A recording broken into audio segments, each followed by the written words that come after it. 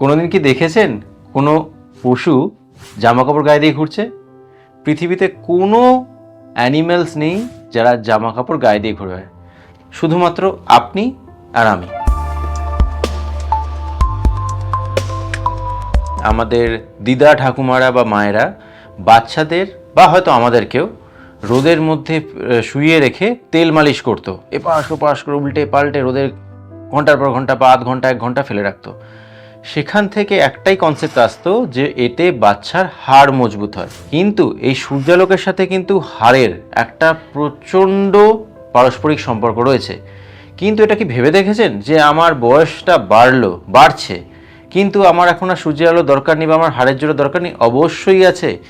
বয়স বাড়ার সাথে সাথে হাড়ে কিন্তু ভিটামিন ডি ঘাটতি হয়, যার জন্য আমাদেরকে ওষুধ বা সাপ্লিমেন্ট নিতে হয়।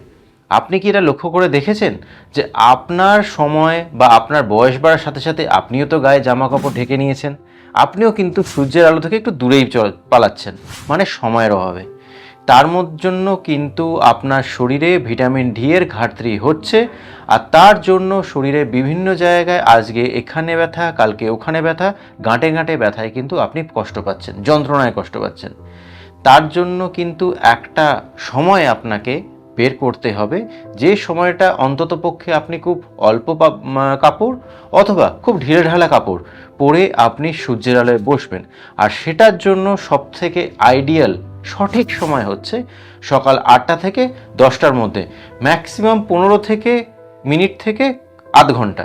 এইটুকু সময় যদি আপনি একটু রোজ নিয়ম করে সূর্যের আলোর সামনে থাকেন, আপনার শরীরে ভিটামিন ডি সংশ্লেষিত হবে, মানে সিনথেসিস হবে বা অ্যাবজর্বড হবে।